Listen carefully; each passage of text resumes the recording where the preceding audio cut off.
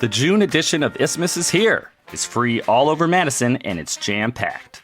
It looks at how Epic Systems' non-compete agreements could affect the growth of startups in Dane County. You'll also find Isthmus's detailed guide to getting the most out of your summer in Madison. Find Isthmus at grocery stores, libraries, and coffee shops, and online at isthmus.com. Read community journalism in Isthmus, Madison news and culture since 1976. Hey Madison, we need 100 people to fill out our listener survey. It's all about making our show even better and more useful for you.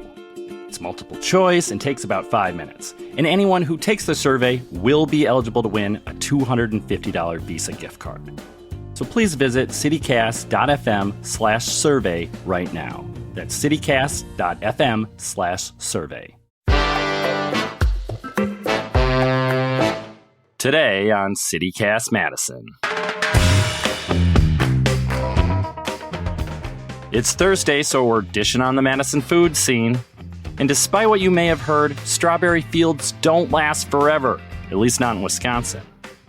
The season for picking local fresh strawberries is short, but still a very popular tradition because of you-pick operations like Carandale Fruit Farm.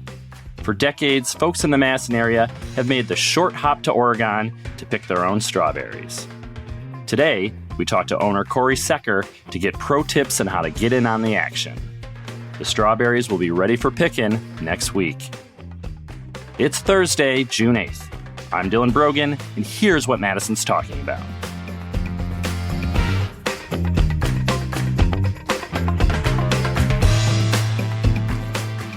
Cory, thank you for joining me today to talk about strawberries. Well, thanks for having me. So tell us, what is the difference between a strawberry you pick yourself from a farm like yours and one you might buy in the grocery store? Well, depending on where the grocery store is getting them, a pretty big difference. Most of the store-bought strawberries are being brought in from elsewhere, which means there's shipping time.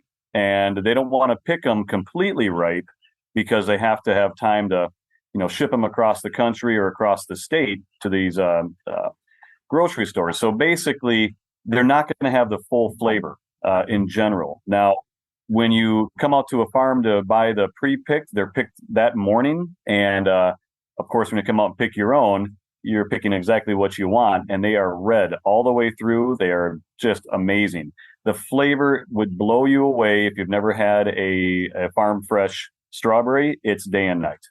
The ones at the grocery store just don't have that juiciness factor. Would you agree with that? I would agree. And if you were to cut them open, you would see that the majority of the interior is white versus pink. There's only a fine line of white that should be in the middle, and that's that major sugar right in the middle there.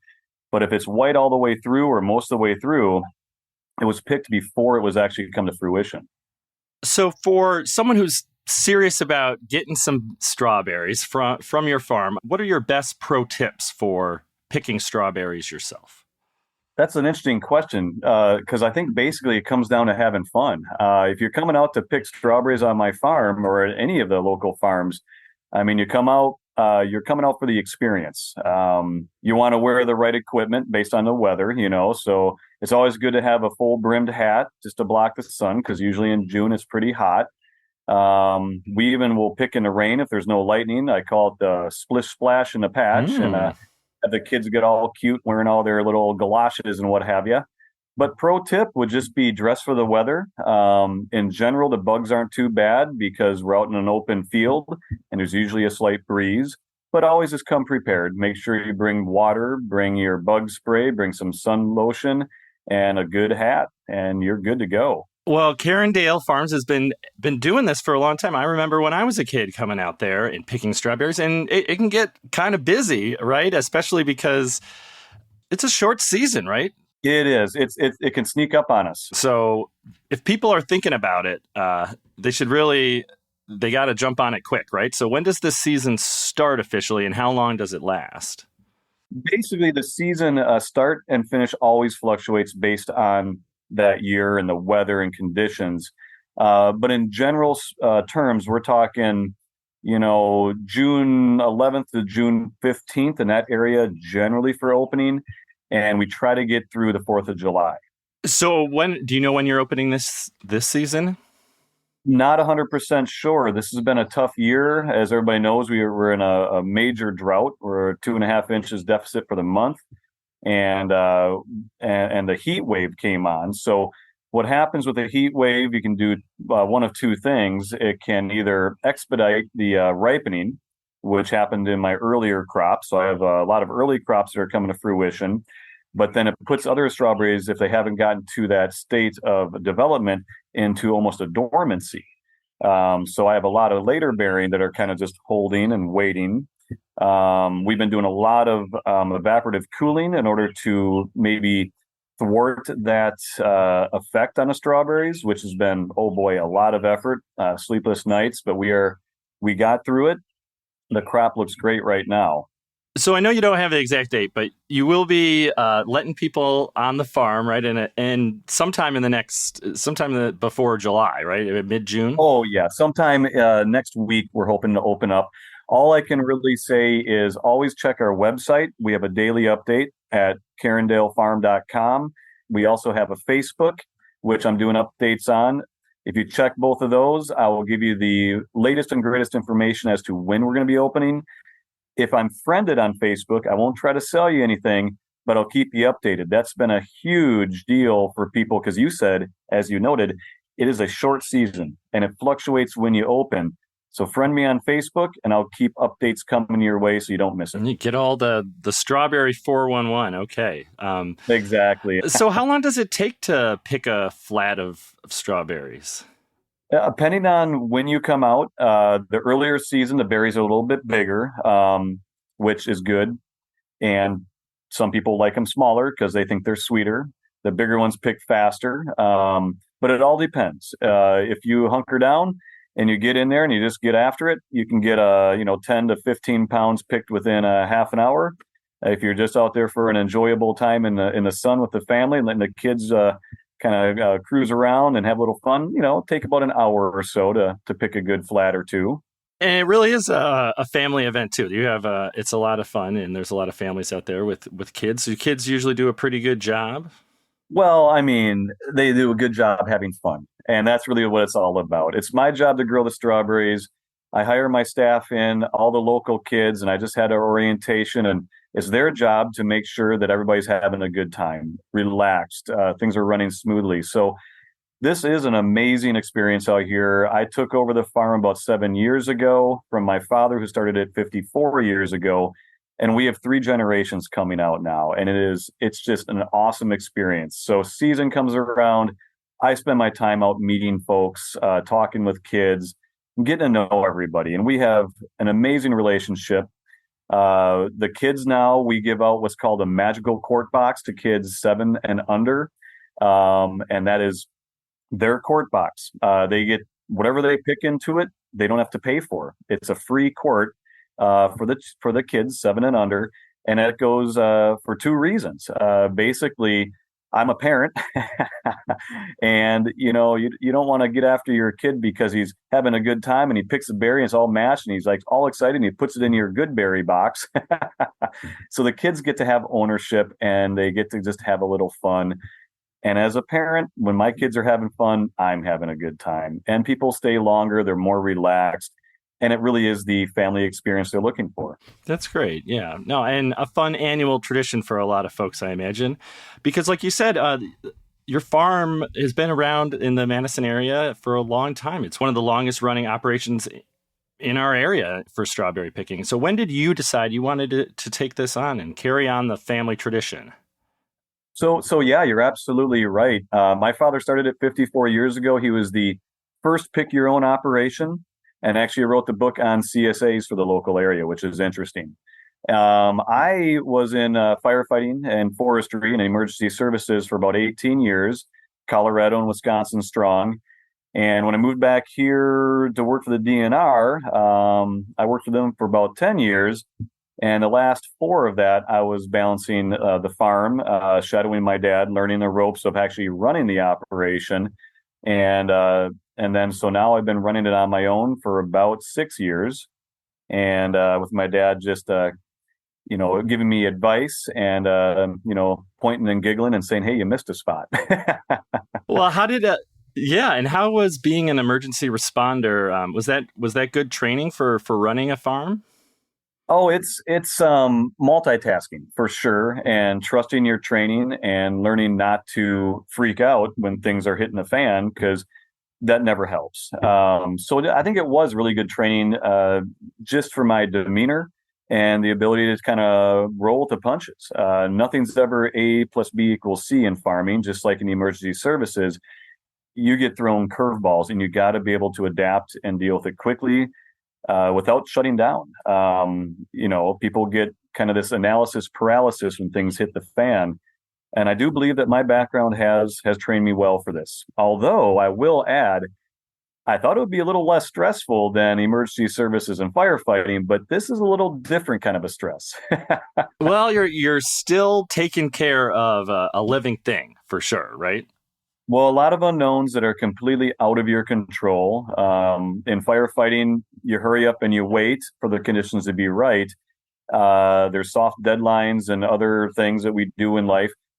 There's no soft deadline when it comes to Mother Nature and farming. It's all very hard deadlines. And if you miss it, you got to adapt and adjust and move on with confidence.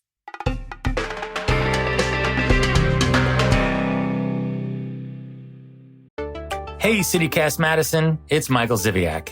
While CityCast Madison works hard every day to connect you with the stories that matter most, I'm working in the background making sure that our listeners are connecting with the best that Madison has to offer. So what does that look like? It means meeting with the people who make Madison what it is. The business owners, the stakeholders, the decision makers. The Madisonians who book the concerts you enjoy, the exhibits you can't miss, and who open the new restaurants you have to try. If this sounds like you, let me help you get your message out to the city's best audience with an ad right here on the CityCast Madison podcast.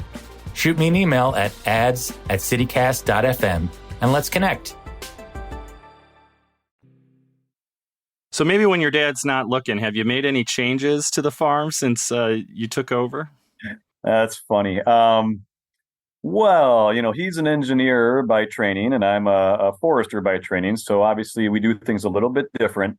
It's changed. The demographic of the folks that come out here, it used to be for processing. It wasn't a family function as much as it is now.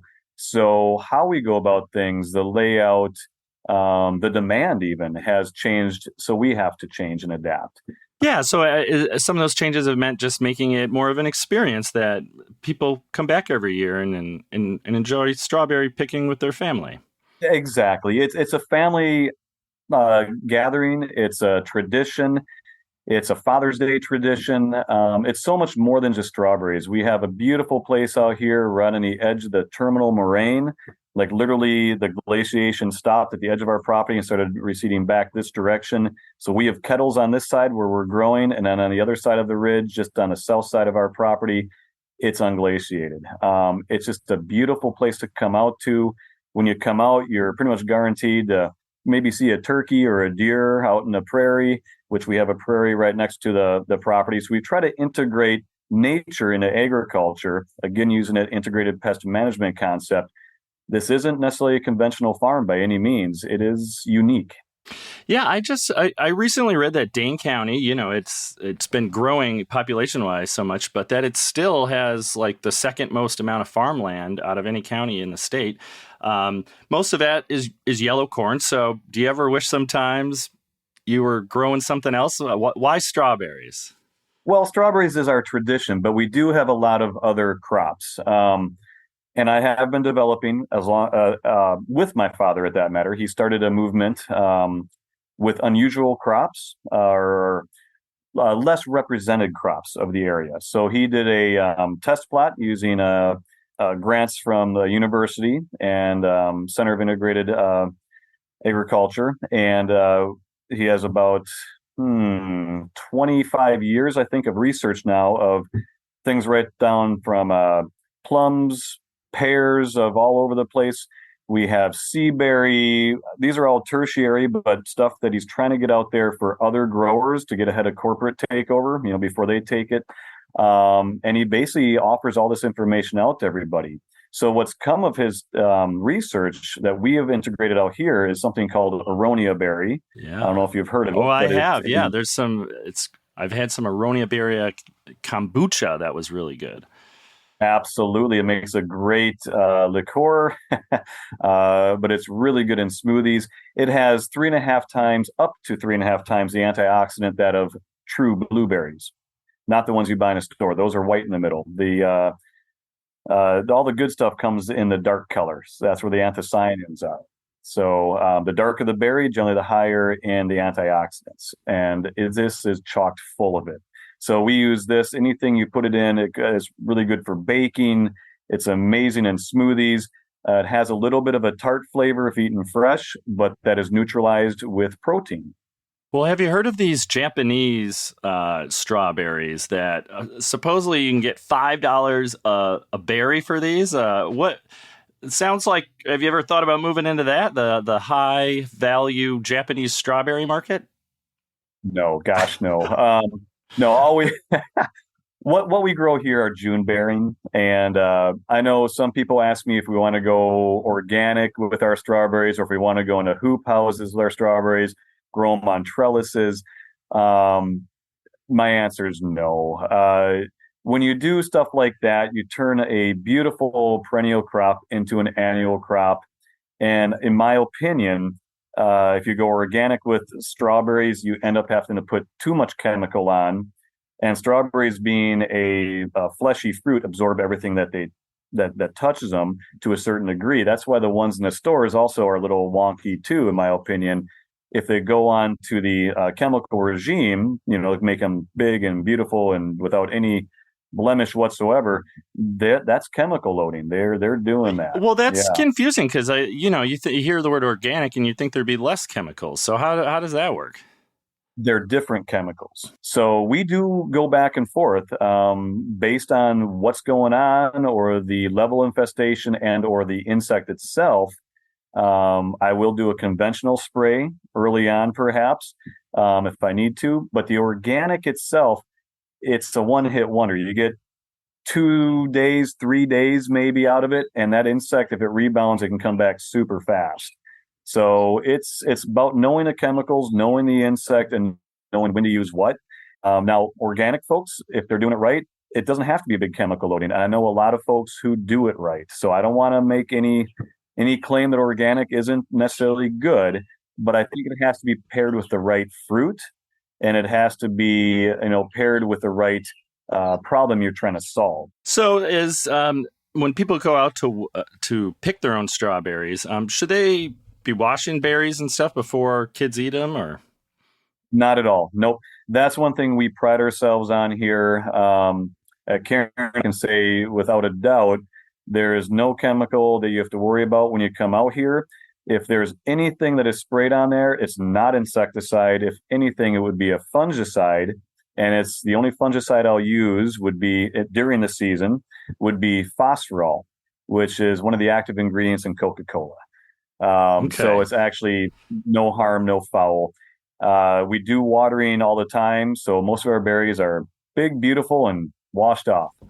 Well, thank you for explaining all that. And okay, so we do want to get back to the tradition of going out there and picking your berries straight from the vine, and it's a fun experience for the whole family. And the strawberries really do taste so much better than the store-bought ones. So when is the best time to come out?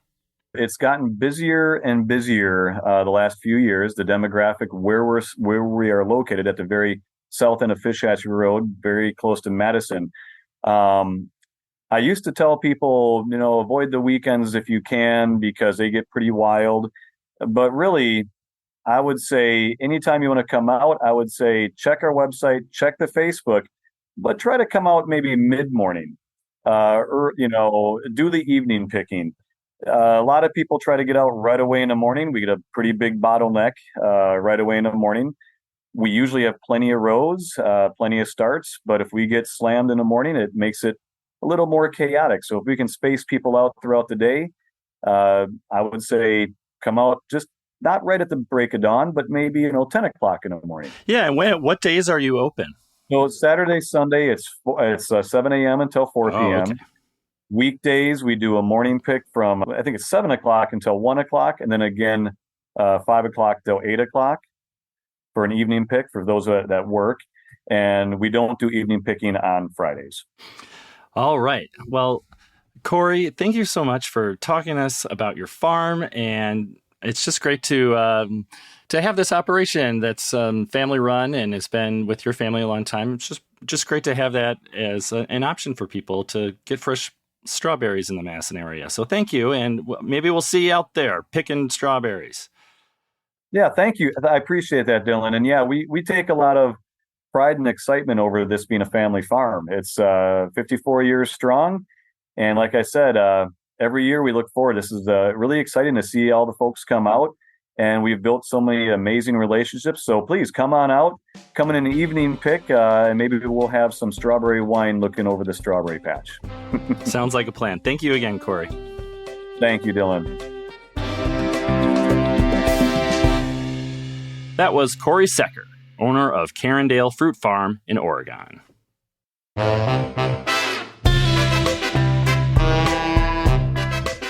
And here's what else Madison's talking about. Milk. The USDA is considering a ban on elementary and middle schools serving flavored milk, like chocolate or strawberry milk, because of the amount of sugar they contain. That has Wisconsin Congressman Tom Tiffany pretty cheesed. In response, this week, Tiffany introduced the Milk Act, which stands for Milk is Indisputably Liked by Kids, and it would require schools to serve flavored milk. Spoiler alert, the USDA is still seeking public comment on its Milk in Schools proposal, and any changes wouldn't take effect until 2025. And Madison might be a growing metropolis, but there is still farmland in the city proper. In fact, the city owns about 200 acres of farmland that is leased to small-scale farmers. A new report from Madison's Task Force on Farmland Preservation says competition is fierce for this land. Madison also has a housing shortage. According to the Wisconsin State Journal, the task force is recommending prioritizing leasing land to farmers who sell at local markets and incentivizing developers to include urban agriculture in their projects. That's all for today here on CityCast Madison. I'm Dylan Brogan in for Bianca Martin. If you enjoyed the show, why not share this podcast with someone who is better at acronyms than Congressman Tiffany? We'll be back tomorrow morning with more news from around the city. Until then.